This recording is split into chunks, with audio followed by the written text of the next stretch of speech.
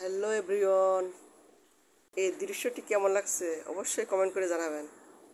আমি আজকে আপনাদের একটা টিপস শেয়ার করব, যেটা শুনলে আপনার সাবস্ক্রাইবার দ্রুত গতিতে বাড়তে থাকবে, হু করে বাড়তে থাকবে। আপনি টেরই পাবেন না যে কখন আপনার সাবস্ক্রাইবার 1000 পূরণ হয়ে গেছে। ভাগ্য ভালো থাকলে আপনার 2-3000 সদস্য একবারে চলে আসতে পারে। সেই টিপসটি আজকে আপনাদের সঙ্গে শেয়ার করব। চ্যানেলে ভিউ আনতে হলে আগে দরকার সাবস্ক্রাইবার। সাবস্ক্রাইবার যদি না থাকে তাহলে ভিউ আসবে কীভাবে? সেজন্য আপনি শর্ট ভিডিও আপলোড করবেন, দিনে 5 থেকে 6টি করে।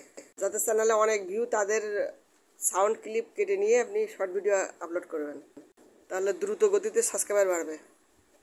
আপনি যদি অন্যের সাউন্ড ব্যবহার না করেন তাহলে আপনার সাবস্ক্রাইবার সহজে বাড়বে না। নিজের সাউন্ড ব্যবহার করলে সাবস্ক্রাইবার সহজে বাড়তে চায় না। অন্যের সাউন্ড যদি ব্যবহার করেন তাহলে অন্যের ভিউ আসবে, আপনারও ভিউ আসবে। আপনার মিলিয়ন ভিউ আসলে আপনার সাবস্ক্রাইবারও অনেক বেড়ে যেতে পারে, হঠাৎ করে ভাইরাল হয়ে যেতে পারে। যদি একটা ভিডিও ভাইরাল করে অনেক সাবস্ক্রাইবার নিয়ে আসতে পারেন তাহলে আপনি বড় ভিডিও দিলে বড় ভিডিওতে ভিউ আসবে। যখন আপনার চ্যানেলে বেশি সাবস্ক্রাইবার হয়ে যাবে তখন আপনি শর্ট ভিডিও না দিয়ে তখন লং ভিডিও দিতে থাকবেন, আর শর্ট ভিডিও দিবেন না। শর্ট ভিডিও দিলে তখন আমার লং ভিডিওর ভিউজ কমে যায়। যখন লং ভিডিও দেবেন তখন আর শর্ট ভিডিও দেবেন না। শর্ট ভিডিও একসঙ্গে দিলে তখন শর্ট ভিডিওর ইমপ্রেশন বেশি দেয়, লং ভিডিওর ইমপ্রেশন কম দেয়। যখন সাবস্ক্রাইবার অনেক হয়ে যাবে তখন আপনি শুধু লং ভিডিও দিয়ে যাবেন, আর একই নিশে দেবেন। রান্না দিলে রান্না, কিংবা অন্য কোনো ভিডিও দিলে সেই ভিডিওই দিবেন, মিক্সড ভিডিও দিবেন না। তাহলে আপনার চ্যানেলে ভিউও আসবে, সাবস্ক্রাইবারও বাড়বে, ইনকাম করতে পারবেন। আমার এই টিপসগুলো আপনাদের কাজে লাগলে অবশ্যই সাবস্ক্রাইব লেখাটা ক্লিক করে অল নোটিফিকেশন অন করে রাখবেন। নতুন ভিডিও দেবো আপনি পেয়ে যাবেন। আমার এই টিপসগুলো খেয়াল করলে অবশ্যই আপনি ইনকাম করতে পারবেন।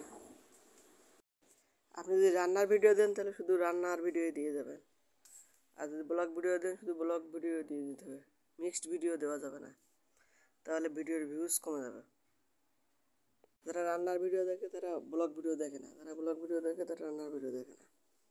আপনার ব্লগ ভিডিও যদি ভাইরাল হয় তাহলে রান্নার ভিডিও ছাড়লেও ভিউজ আসবে না। আবার যদি রান্নার ভিডিও ভাইরাল হয় ব্লগ ভিডিও ছাড়লেও ভিউজ আসবে না। সেজন্য যে কোনো একটা নিশের ভিডিও আপলোড করতে হবে। আমার ভিডিও ভালো লাগলে লাইক কমেন্ট শেয়ার করতে ভুলবেন না। যখন বড় ভিডিও দেবেন তখন প্রতিদিনই একটা করে ভিডিও দেবেন, তাহলে যে কোনো একটা বড় ভিডিও ভাইরাল হবে। আমার ভিডিও কেমন লাগলো অবশ্যই কমেন্ট করে জানাবেন।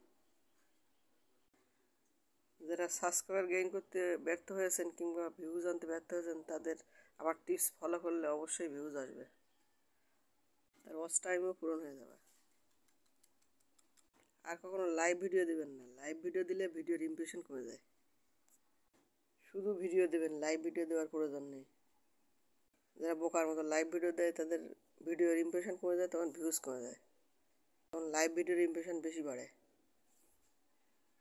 যখন লং ভিডিও দিবেন তখন লাইভ ভিডিও কিংবা শর্ট ভিডিও দিবেন না।